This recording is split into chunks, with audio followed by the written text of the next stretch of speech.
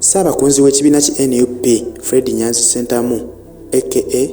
Chairman Nyanzi ono akubye ku matu oluvannyuma lw'okumalawo ekisi 2 ku kitande Lubaga nga ajjanjabibwa nga yakubibwa mu bitundu eby'ekyenjojo. Poliisi n'amagye bwe baamuyisa obubi katono bamumiza omusu. Olwaleero akubye ku matu nga kati asobola okusimbasimbamu okugulu wadde nti akyatambulira ku miggo nga n'okugulu tebanaba kusunulako kipulasita ne waakiri kati asobola okukusimba. Amagye bwe baamukuba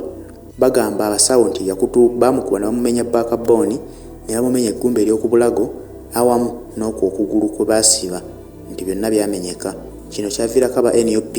okutabukira poliisi ne basaba poliisi eveeyo yeetonde ng'eyita mu mwogezi waayo Fred Enanga ne bagamba nti singa tevaayo kwetonda bagenda kukola akatiisa bakunge bannayuganda bonna okuvaayo okwekalakaasa nga balwanirira eddembe lyabwe nga bavumirira nti lwaki abakulu mu NUP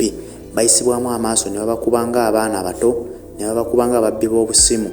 ne babatuusa ku ekyo ng'ate omulamwa gwe babeerako gukkirizibwa mu ssemateeka wa Uganda kubanga ekibiina kya NUP kiwandiise mu mateeka kikkirizibwa okutambuza emirimu gyakyo mu butongole, kikkirizibwa okutuukirira abantu baakyo mu bitundu by'eggwanga eby'enjawulo. Naye bo bwe bavaayo okukola omulimu guno nti batambuleko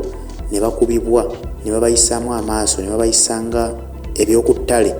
bwe kyava ng'ono yali agenze ebitundu eby'embalala n'ekyenjojo okutambuza enjiri ya NUP okwongera okumatiza abantu beeyo bakakasa nti NUP tetudde ekyali ku mulamwa era bakyagendera ddala mu maaso n'okulaba nti baagala okukyusa obuyinza bw'eggwanga mu mirembe. Chairman Nyanzi agamba nti newankubadde ng'obulumi bukyali bungi akyabuwulira ne waakiri kati alinamu enjawulo asobola okutambulatambulako mpolampola era asinzidde wano ne yeebaza abazze okumulambulangako abamuweerezanga obubaka obumusaasirako n'abo bonna abayimiridde naye mu mbeera eno ey'obulumi gy'abaddemu ng'ali ku kitande Lubaga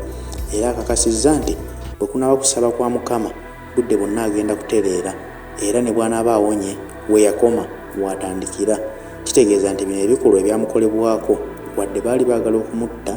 naye tebigenda mumalamu maanyi. Alina okugenda mu maaso n'omulamwa gw'ekibiina, alina okugenda mu maaso n'okukunga bannayuganda bonna balabike nti bakwata obuyinza bwe balwanirira.